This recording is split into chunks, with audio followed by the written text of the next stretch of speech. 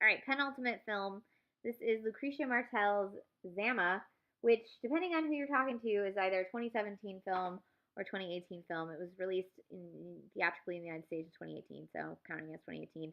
And I just noticed that it's on Prime, which means I could have watched it on Prime instead of renting it. But I'm grateful to always have a video rental store at my fingertips, and they can have my $3.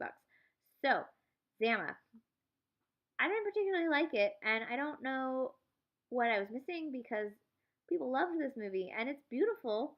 And I guess it's supposed to be sort of a black comedy satire on colonialism and fish out of water, kind of.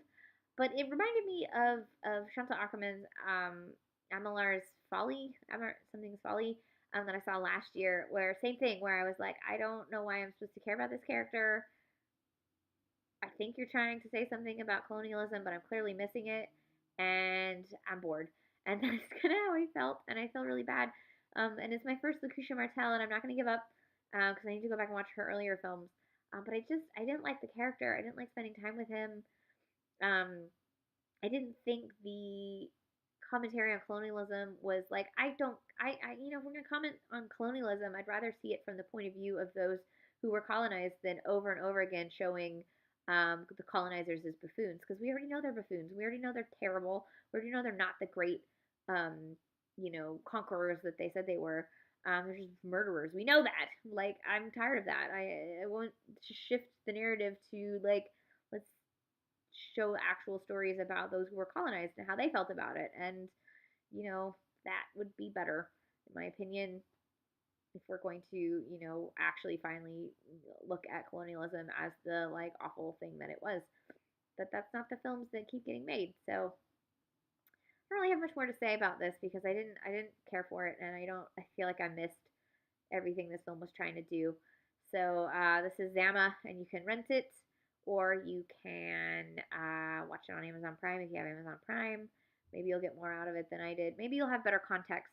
Sometimes I feel like some of these films that tackle world subjects from a culture that I don't know very well.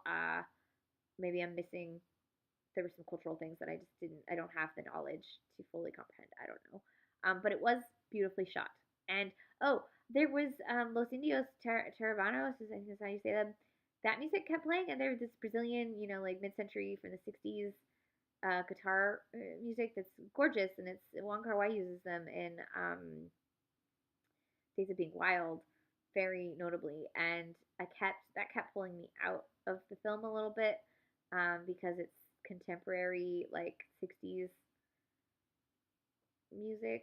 It doesn't feel like contemporary '60s music. I mean, it feels like your lounge um, music. Then that's contemporary '60s music, but using that felt almost as if you were using the way that I don't know Wong Kar Wai uses. Well, no, Nat King Cole was set in the '60s. I'm trying to think. It'd be like using like '50s rock and roll in the New World or something. Like, it didn't make sense to me, um, even though it's beautiful music. So that was a little jarring. So this is Lucrecia Martel Zama. I feel like I just missed everything this movie was trying to do. Um, but it's beautiful. So take that as you will.